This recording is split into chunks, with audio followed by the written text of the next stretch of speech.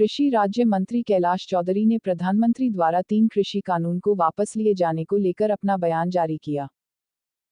प्रधानमंत्री माननीय नरेंद्र मोदी जी के निर्णय का मैं स्वागत करता हूं और आज प्रधानमंत्री माननीय नरेंद्र मोदी जी ने ये दर्शा दिया कि उनके नज़र में देश सर्वोपरि है और आज जिस तरह से निर्णय लिया है तो वास्तव में किसानों के लिए जो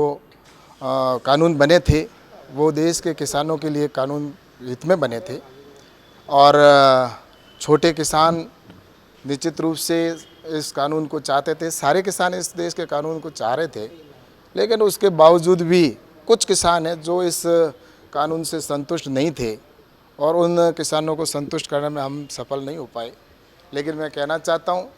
कि आने वाले समय के अंदर निश्चित रूप से देश के किसानों के हित के निर्णय होंगे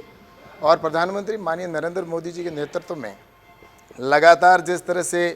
कृषि के बजट को भी बढ़ाया गया है, आज किसान सम्मान निधि के तौर पर किसानों को सम्मान निधि के तौर पर पैसा दिया जा रहा है और वहीं पर किसानों के लिए 10,000 एफपीओ का गठन किया जाएगा और एग्रीकल्चर इंफ्रास्ट्रक्चर फंड के तौर पर भी 1 लाख करोड़ का प्रावधान किया गया है। ये सारी योजनाओं को और एमएसपी को लेकर जिस तरह से बढ़ाई जा रही है, लगातार 1.5 गुना भी की गई है, तो इस देश के अंदर प्रधानमंत्री माननीय नरेंद्र मोदी जी के नेतृत्व में कृषि को महत्व देते हुए, किसान को प्राथमिकता में रखते हुए निर्णय लिए गए हैं और आगे भी लगातार निर्णय लिए जाएंगे। और इस कानून को लेकर जैसा कि प्रधानमंत्री जी ने कहा है कि आने वाले वक्त के अंदर एक कमेटी का भी गठन होगा और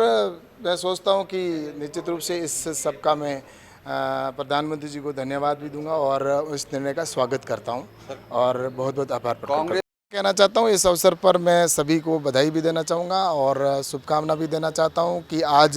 का एक ऐतिहासिक गुरु नानक जी का जयंती का दिन है और उस दिन प्रधानमंत्री जी ने इतना अच्छा निर्णय लिया है और मुझे लगता है कि जो कुछ किसान इस समय इसको नहीं समझ पाए उनको भी हम आगे भविष्य में समझाने में सफल हो पाएंगे। पार्लियामेंट के अंदर लगातार देश के हित के जो होंगे निर्णय लिए जाएंगे और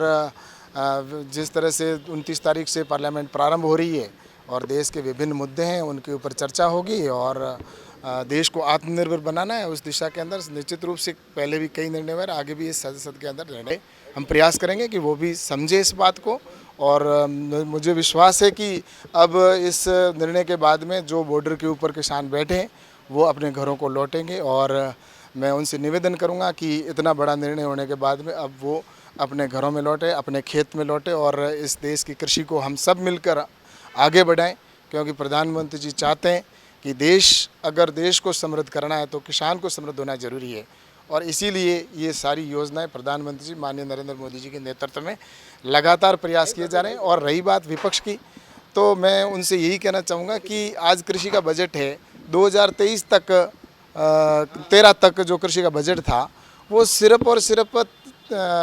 23,000 करोड़ रुपए था और आज देश का कृषि का बजट है 1,23,000 करोड़ से ऊपर, यानी कि 1 लाख करोड़ रुपए अधिक है। तो ये सारे और किसान सम्मान निधि का पैसा डायरेक्ट किसान के खाते में जा रहा है। तो मैं सोचता हूँ कि निश्चित रूप से प्रधानमंत्री जी ने हमेशा किसान को प्राथमिकता में रखा है और भविष्य में भी किसान को प्राथमिकता में रखकर ही हम आगे बढ़ेंगे।